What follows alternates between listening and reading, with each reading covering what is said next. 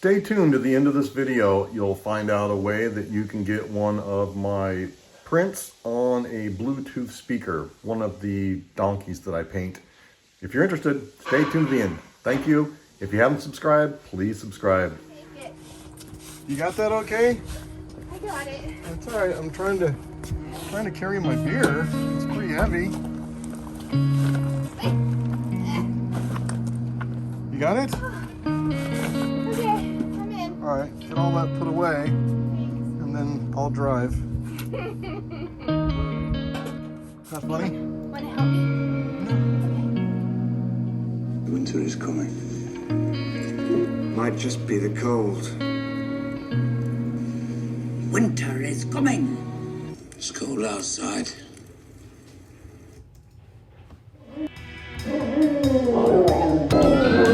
Oh, I didn't know you could take that route. So take a left. Our goal is to get to Houston ultimately, but we're going to stop in Las Cruces for a couple of days and enjoy ourselves. I've got a business that I own over in Houston, and I haven't been there in almost 6 months. I've got to get over to Houston. First, though, let me share with you some modifications we've made to our little Soul Horizon. Kind of fun. Open it up because we used to stuff our bread in the microwave, and We bread did. and 2 bags of chips would fit. Let me see what this does. We did. This is crazy. Let me So just a little bit extra storage in this thing makes a huge difference. Get. Huge. Let me see. Hang on a minute. That's crazy. That is insane. Crazy amount We of could space. actually get the loaf of bread and the bag of chips and that the we had chips in there. and all the other stuff. Wow. Have you had wine yet, or is this I pre-wine? had half of a glass, but my glasses are pretty big. Dang, Oh, I can get that thing that's crazy. so packed. That's a double residential size refrigerator condensed to cooler. Yeah, basically. Good job. Coming up to Picacho Peak, the only place in Arizona that had a Civil War battle. Beautiful place, and we can never get a spot. The RV lot is always full.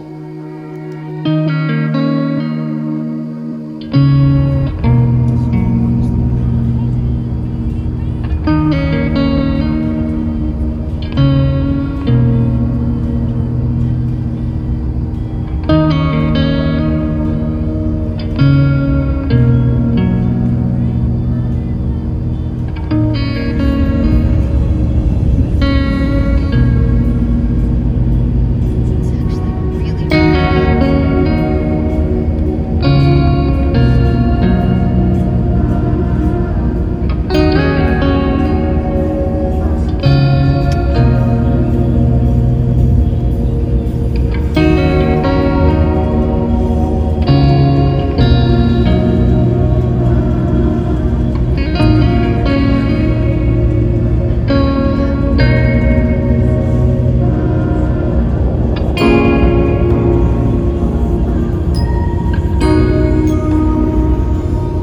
There's some of the here. Really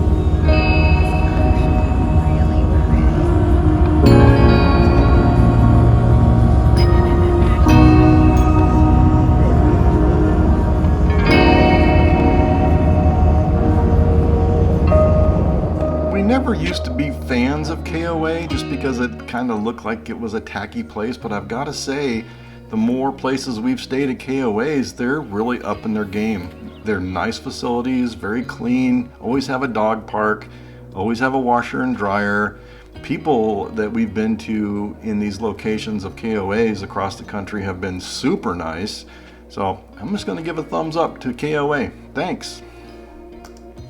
At this particular KOA, we chose for a non-standard view lot. I think we paid $58 a night, but the view really was spectacular. However, it got stupid crazy windy.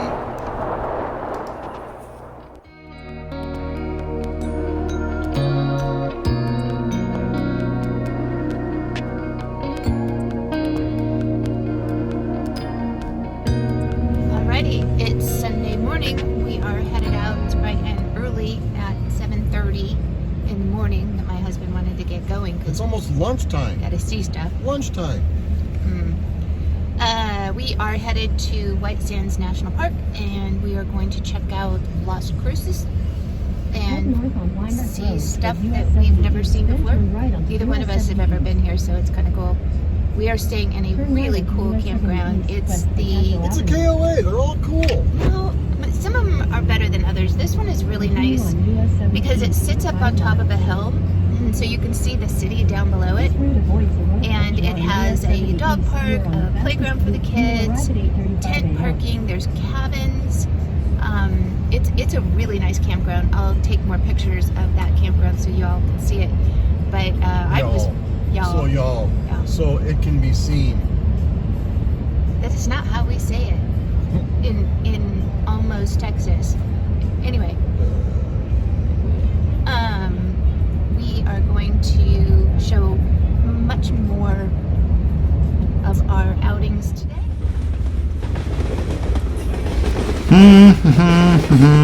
It never fails. I get stuck. This is why I sputter.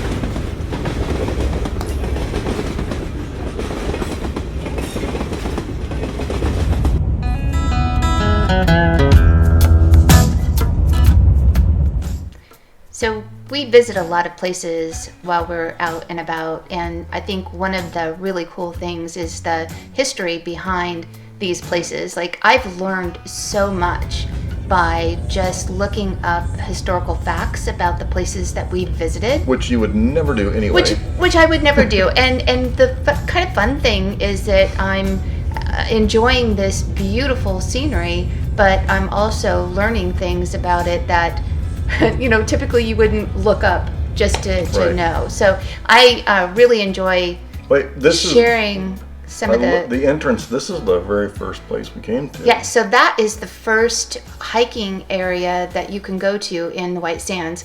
It's the first one that you see when you're going in the front gate. So you gonna tell me anything about this, or do I gotta guess? So the White Sands is actually located between Alamogordo and Las Cruces. Alamogordo? No, Alamogordo. Oh, okay. It's I've always called it Alamogordo. Okay, but that's I because, know. you don't know anything about New Mexico. And I actually have a lot of family and friends that live in the area. So it's Alamogordo. See, now you got me saying it wrong. Sorry. Alamogordo and Las Cruces. Okay. It's a huge playground for all of us, like for people. And I see people with sleds, and I animals don't want and sleds. Why, sleds. you go sledding on It's sand? fun. There is 225 square miles, and if you can't find a place to have fun, I couldn't find a place without footprints. oh my good, the footprints are half of the fun to Oh, I find. want to see sand. Anyway, so this sand is actually only white to the human eye. The reflection from the sun is they're clear crystals. So you're saying a dolphin sees it differently than I would? Quite possibly. Anyway, it was made a national monument back in 1933, and I found five cool facts about White Sands. Let me have them. Go. Are you ready to Go. hear? Okay. So the white sand is pure gypsum, and the gypsum sand is actually soluble. So it dissolves in water So what like happens sugar if and salt. I know, right? What happens if it rains? Right? Okay, so when the rain falls in the mountains, the layers of gypsum actually start to dissolve, and then it runs down the mountain as fast as the water can carry it. But because the basin is fully enclosed, there's no outlet for the water of any kind. That is interesting. Yeah, so Okay. the gypsum actually stays in the monument. That's crazy. See, things you didn't know. So it's like the bottom of a bathtub getting all the calcium in it from your hard water at home. Right. We could have this in our bathtub. We Go buy a sled. We actually could. Let's buy a sled. So like I said, gypsum is a hard word to say. Anyway, gypsum is actually a clear substance And it only appears white because of the grains that are banging up against each other. And so the scratches are what reflects from the sun's rays, making them appear white. I'm hungry. Okay. Where can we go? Let's actually head to. I don't want to actually go anywhere. Let's go. Let's go to Messiah. Messiah. What is it called? Messiah. Okay, whatever. Plaza. Is there anything else you learned about this park since we were there? I'm curious that you have more information that I don't know because I'm not a smart man. So- Mama said. So, very quickly, let's just talk about the species of antelope Okay. that are located in White Sands. No way. I didn't see one animal Yeah. there besides our dogs. So seriously, from what I learned, these antelope were dropped off from East Africa between 1960. Wait, somebody stopped the car and said, "Get out." Yeah, so they grabbed them and then put them on a boat and then dropped them off at White Sands in 1969 and I'm calling PETA. in 1977. So there are actually, gosh, I have to stop saying actually. Yeah, we're almost there. They weigh 450 pounds, and they have horns. No, wait. I have to find a parking spot now because we're in Messiah. Messiah. Let's Messiah Plaza. let's find and a- they have the greatest food. We're No, they so don't. they do. No, I they don't. had No, the they don't. best lunch from here. It was Okay. so good. All right. Well, I got to find a parking spot. We're going to talk more about the things that I found out about White Sands later, though. Well, I'm interested to know, but I'm calling You PETA. need I'm to calling know- PETA. You need to know about the antelope. I do. Actually, I'm very curious Why about. did you I'm not curious see about them? the antelope. We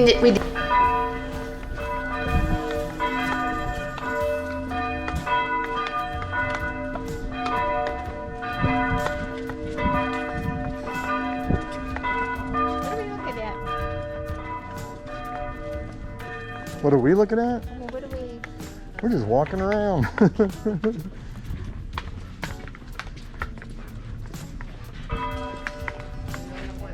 Pretty cool.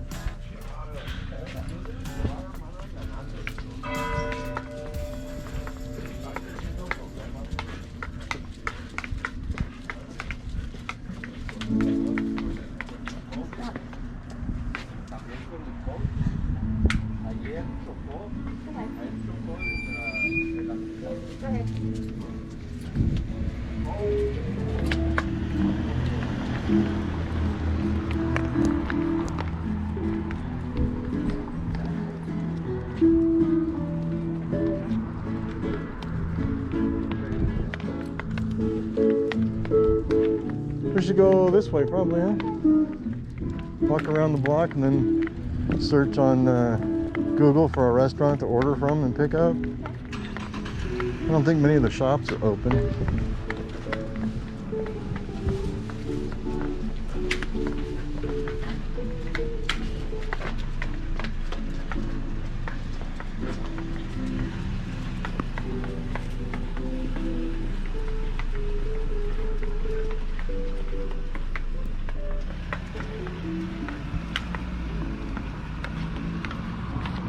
The winery and beer place has my attention.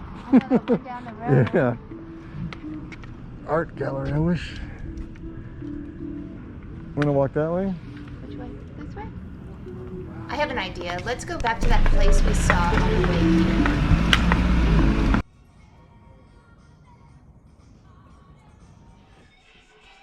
Okay. This is a blue corn tamale.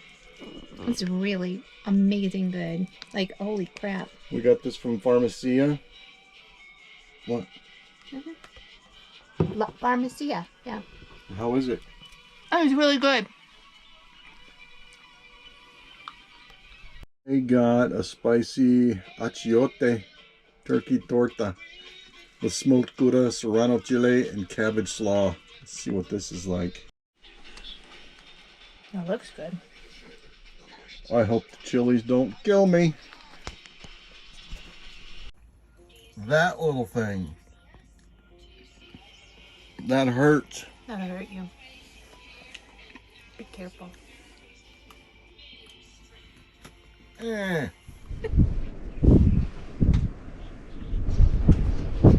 Super Bowl Sunday. Fucking dog. Oh my gosh, girls, seriously! Stop it.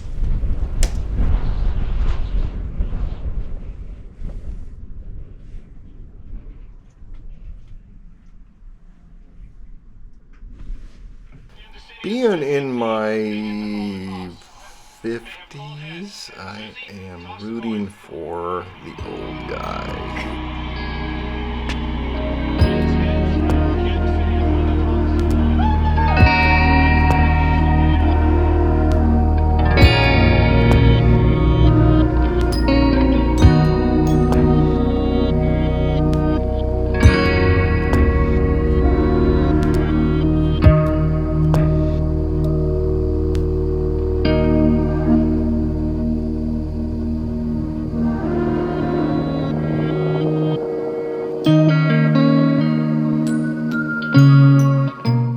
Unfortunately, today was a day that I found out that I lost a very good friend of mine And co-worker. and coworker to COVID-19. So my husband and I took the day to visit Hatch, New Mexico. On our way to Hatch, New Mexico, we came across this place called Fort Selden Historic Site that has more than 1,400 years of history. Really? Yeah. So in 1848, New Mexico formally became a United States territory. And in an effort to bring peace to the region, the U.S. government established Fort Selden. And so this is what's left of it now? The New Mexico volunteers and troops from California constructed this adobe building, trying to protect settlers from Native American raidings and general lawlessness. Wow, that's really super interesting. Hatch was originally settled as Santa Barbara in 1851. Shut up. Yeah, right? But the Apache raids drove the farmers away until 1853 when the nearby Fort Thorne was established.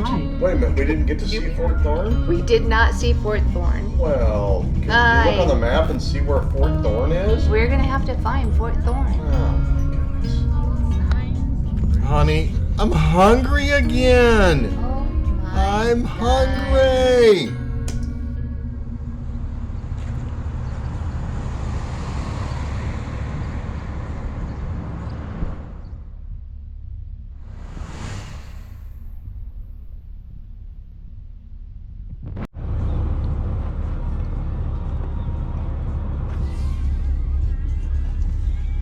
That's Tom Petty's version of Leave Virginia.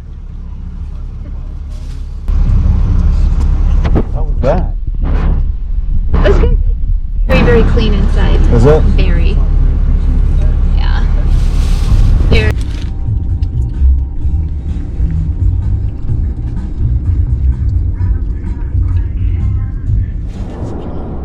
Watch out for all the water.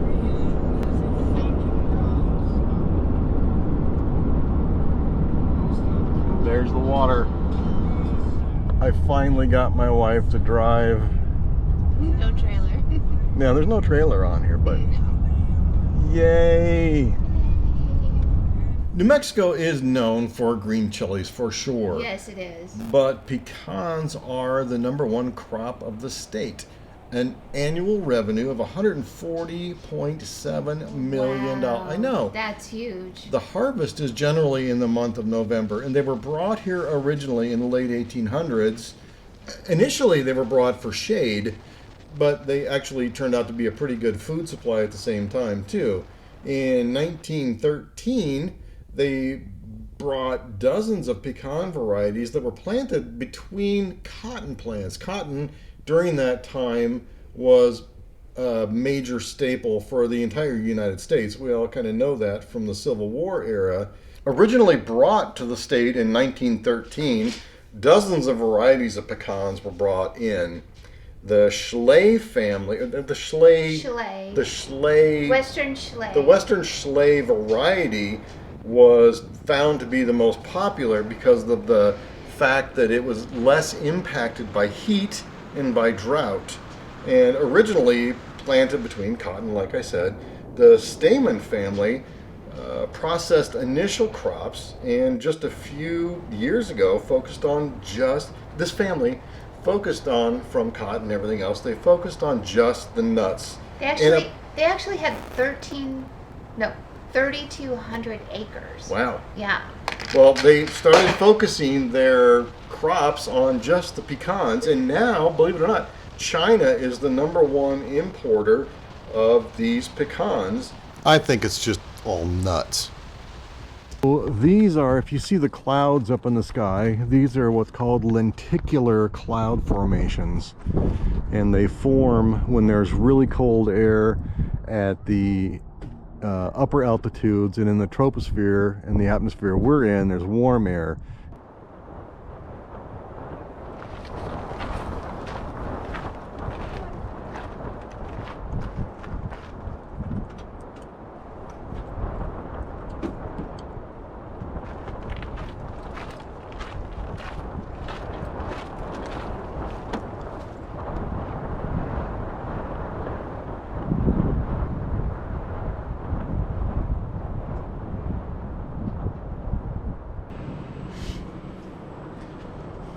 Well, They've taken over the couch. We have nowhere to sit. this is why we need a bigger RV. There's nowhere for Mom and Dad. Currently, it is 68 outside, 76 indoors.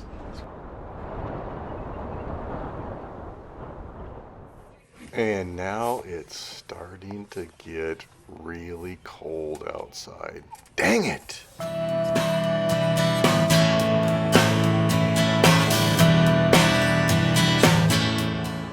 Well, unfortunately, this weather forecast kind of settles it for us. We're going to have to turn around and go back home. We're going to have to do this again another time. Dang!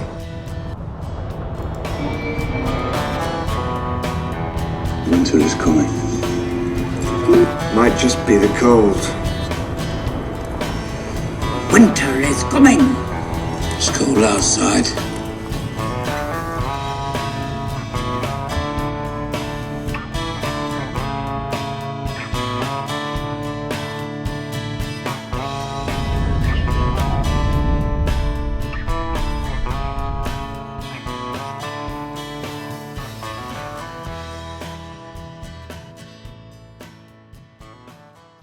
Hi, it's Rich Fisher. Me and my wife travel a lot, but one of the reasons I love to travel is because I get inspired to paint. I was a professional artist, tried it, and unfortunately in today's modern digital age, kind of tough being an artist. I love to teach though too, so I did that quite a bit. I did some paintings for a hotel up in Cave Creek, Arizona, and I've been selling quite a bit of prints, and another guy in Scottsdale has been using my prints and imaging them onto Bluetooth speakers. So this is a painting that I've done, and he wraps this in a Bluetooth speaker. So what I'm going to do is I'll show you what it does and how it works, and then I have in stock quite a bit he's given me as a residual from the paintings that he sold of mine to kind of sell to make money off of a residual. So I have a bunch for sale if you're interested. I'll go through which ones I've got, but real quick, let me show you how they work. So on the back of the picture is this. You end up just turn this on. You'll see that the Bluetooth light comes on, and then you go to your phone.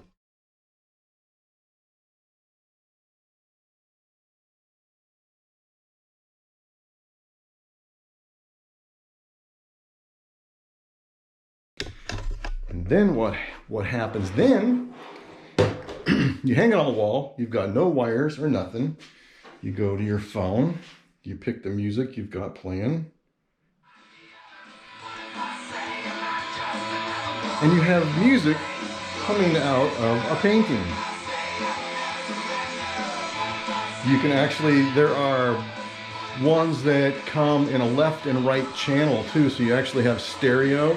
And you can merge this in with your home entertainment system so that a subwoofer or something else like that carries the sound throughout the house. Nobody ever know where the music's coming from. It's kind of cool. With these also, if you're mirrored to your phone, you can actually answer your phone and talk to the painting. So kind of a fun thing to do. If you're interested, please reply to the link on this video and we'll get you one sent out. They're not that expensive, under $200 I believe for the 16 by 20s. Anyway, if you have any questions, let me know. I'll show you what ones I have available. If you're interested, I'd like to get rid of them, clean up some closet space. Thanks so much. These are the two dumbass wine connoisseurs. This one is, I told you not to mix them. And you're looking at them, they're shrink wrapped in plastic. If you see a reflection on them, that's not the way they come. You pull that right off. This one here is called Thank God It's Friday, TGIF. And this one is the Chillin' Boots. If you're interested in any one of these paintings I've got available, they are giclées, they are wrapped on a Bluetooth speaker. You can contact me at richfisherart@gmail.com and I'll get back to you on the availability and pricing. Thanks so much for watching. Look forward to seeing you next time.